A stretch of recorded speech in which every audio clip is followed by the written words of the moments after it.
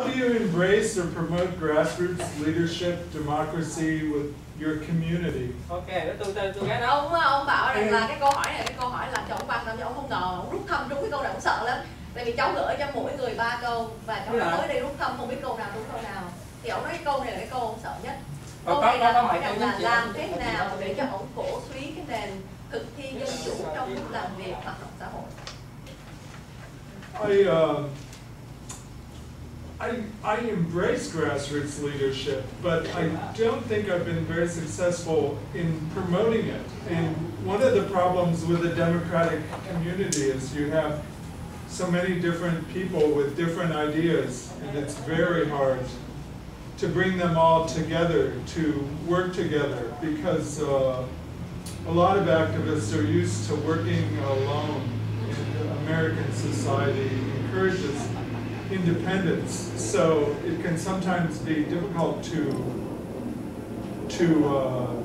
bring the community together and to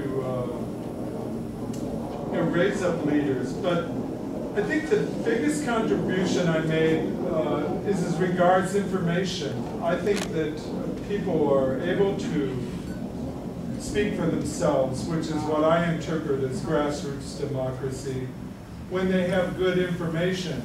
So I have made a number of public records requests of different state agents or different local agencies, especially the DPD, the Department of Neighborhoods, and the Mayor's Office. And I have found that often they say things different in private from what they are saying publicly. And then I share that information with other activists in the community who then, I think, feel empowered to challenge the people who control planning policy in Seattle. Can I translate? Yeah. Ông bảo rằng là cái câu hỏi này rất là thú vị nhưng mà rất là khó để trả lời, bởi vì ông đề cập tới cái văn hóa của người Mỹ là thường những nhà hoạt động xã hội là những người rất là cô đơn và những người có hoạt động rất là độc lập trong một cái xã hội. Họ không có thật sự muốn có cái sự mà hợp chung, đoàn kết, ba cây trụ lại như là cái văn hóa của Việt Nam mình. Và ông đã phải làm việc rất là âm thầm nhiều năm tháng. Nhưng mà một cái điều ông đưa ra là ông biết được một điều ông đã làm được trong cái vấn đề hoạt động để mà cổ suý cho cái chuyện mà hoạt động xã hội một cách dân chủ và thật sự là từ tiếng nói của người dân đó, là cái chuyện như thế này. Vì ông có rất là nhiều kiến thức về vấn đề luật pháp và rất là nhiều kiến thức làm sao làm việc với thành phố. Ông luôn luôn là người bắt thành phố phải cung cấp tất cả những dữ liệu mà họ nói đằng sau, họ nói bí mật, họ nói ở đằng hành lang.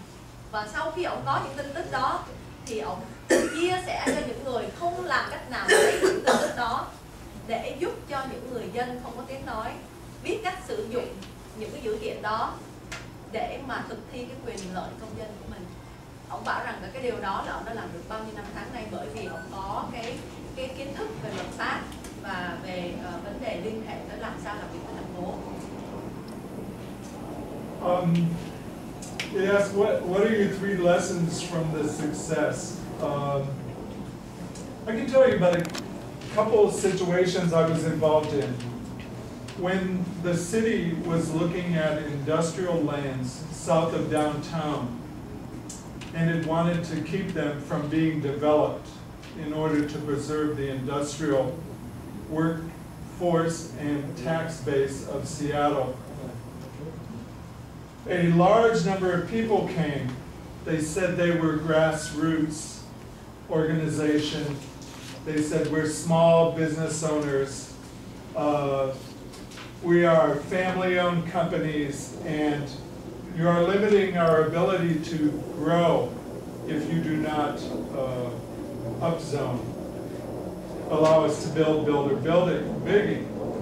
buildings.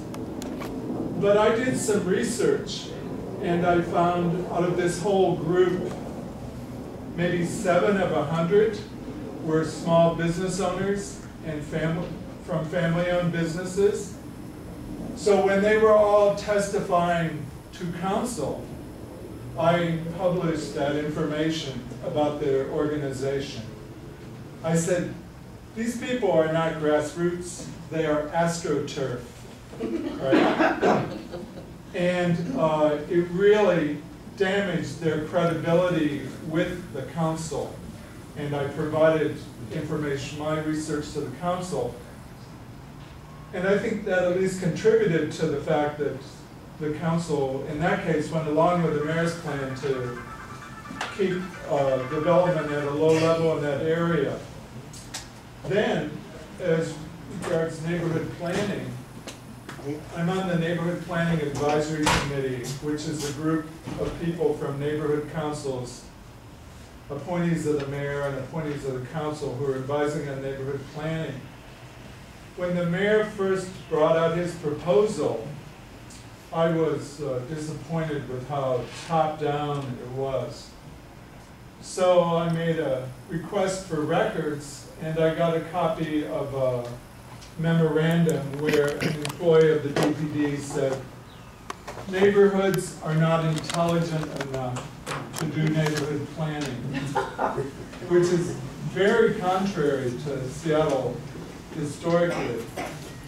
And I gave that to 3 council members, and I believe that was instrumental in getting the city council to sit on the mayor's money for a year and to make him answer questions to them. So, you know, those 2 situations are a couple examples of why I believe information is very powerful and useful and can affect outcomes. And I'd be happy to teach anybody about making public records requests, because I have a lot of experience and I have a legal background, and I am familiar with the city's game.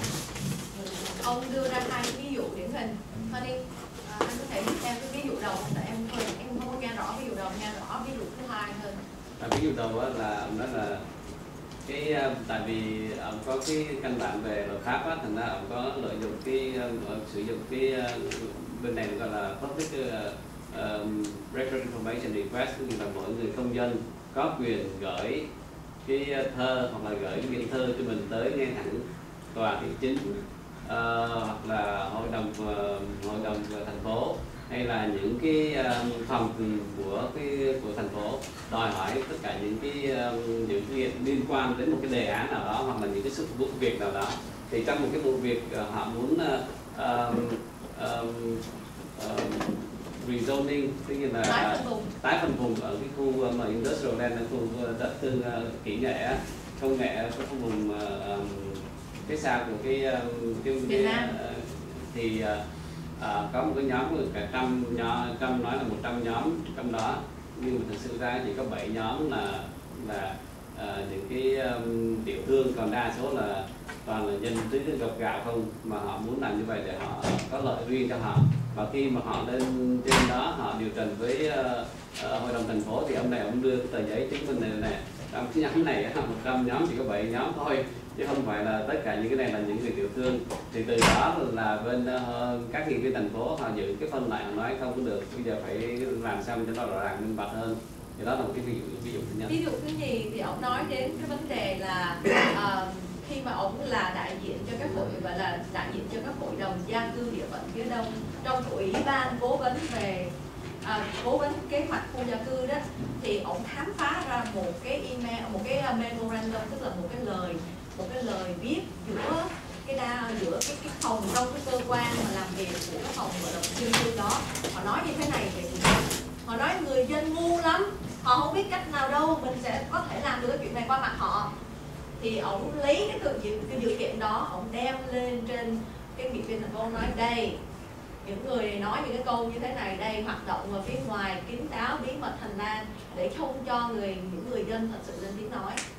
Và vì nhờ ông làm như vậy cho nên những cái người nghị viên thành phố với 1 năm trời mới phải làm sao tìm mọi cách để mà dẹp sạch những nhân viên nào làm những công việc như vậy là không có đúng, và tìm cách để mà bỏ ngân quỹ ra để giúp cho người dân có cơ hội lên tiếng nói. Đó là cái ví dụ thứ 2 của ông.